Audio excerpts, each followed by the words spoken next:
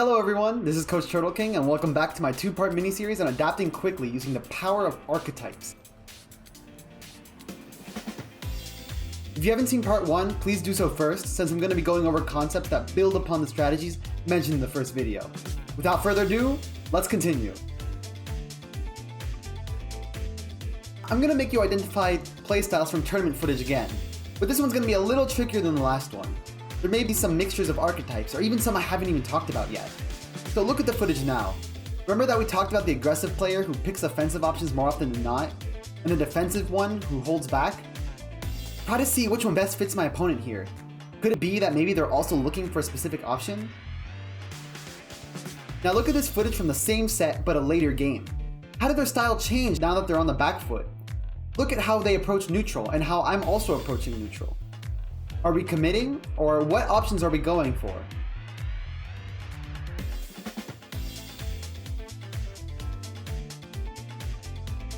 In the first game, they were much more aggressive. They used safe moves offensively, but then would pull back and fish for certain powerful combo starters, hoping I would overcommit to try and stuff out their aggression, because Puff is very good at doing that bait and punish movement in the air. But in the later game, they have committed to playing a little more passively, not willing to risk losing a 50-50 in the up-close scramble, and instead going for safer pokes.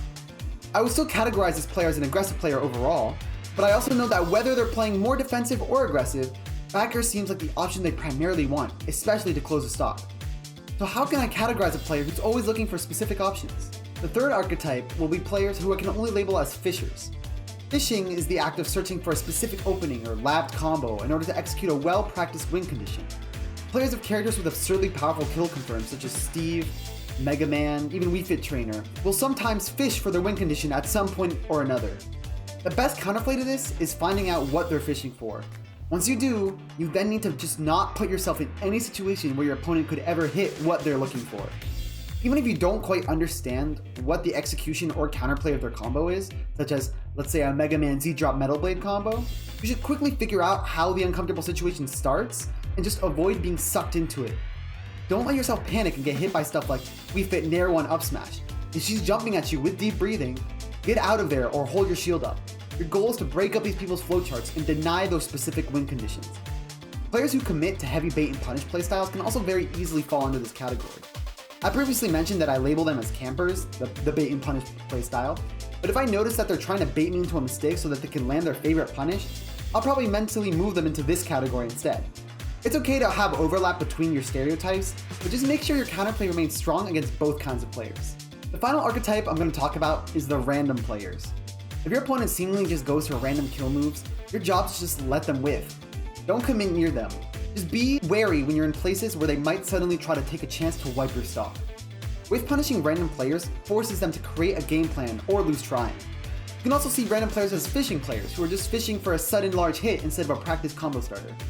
They're what some might consider the heavyweight version of fishing. When players with high reward options get desperate, they may start to switch to one of these styles. They may look for the most powerful kill confirm and hope you give them the opportunity, like Wario Waft. Or they may suddenly throw out a huge reward option in the hopes that you weren't ready for it, like Falcon Up Smash or Mario F Smash, pretty much any smash attack. These moves can be hard to punish if they weren't accounted for in your mental stack, and failing to space around them can be devastating. The random playstyle is usually not the most effective on its own, as it's relatively easy to shut down, but it can be very devastating if you do not adjust to its telltale signs of it in a moment's notice. The moment your opponent is on their back foot, you should be accounting for the possibility of a high-risk, high-reward desperation play. If you see your opponent suddenly use an F smash, that should be the only sign you need to play more careful around that move in the future. My final tip is to play in a way that's inducive to collecting this vital information. The more conclusions you can draw from game 1, the faster you'll be able to lock down a lead in the set and prevent any execution errors from costing you a game you otherwise would have won. For example, if your opponent is dashing back and forth a lot while you're trying to approach, try to figure out exactly what this means. When people do this against Incineroar, it tends to mean that they're trying to bait out my command grab. But just to be sure, I'll sometimes try to run the command grab through their dash space and see if they're actually ready to back up and punish it. If I get punished for it, then I'm able to reasonably deduce that that was the intent of their dashing. However, if sometimes I'll be approaching a dashing opponent through a series of dashes and shields, they'll suddenly run up and grab me. If they do that enough, then I can conclude that they're looking for me to play defensive against their movement. Movements like these are crucial to keep in your mind when you're trying to break through your opponent's flowchart. Now that you're aware of all these archetypes, I want you to hop into 3 matches with real opponents and make a clear mental note of which archetypes they fall into. Everyone has some aspects of some of these archetypes, and better players simply do a better job of masking them, mixing them up, and identifying yours. The last crucial piece of information you must know when trying to categorize players is that they can mix and match these archetypes depending on the situation, and it's up to you as a skilled player to identify what factors trigger different playstyles.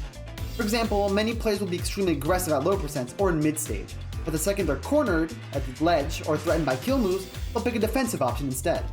Many players will choose their preferred panic option once they've expended their preferred resource.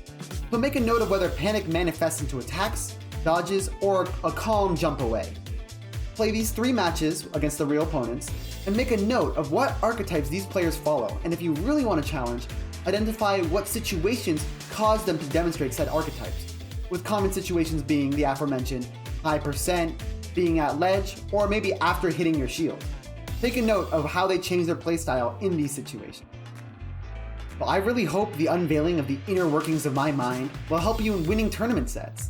Quickly categorizing even the best players will help you turn a seemingly indestructible opponent into a simple matter of figuring out the right game plan. I guarantee that if you put in the extra focus into picking up on these habits, you'll start to find more success in high pressure situations. This was TurtleKing, and I'll see you in the next workout. Peace.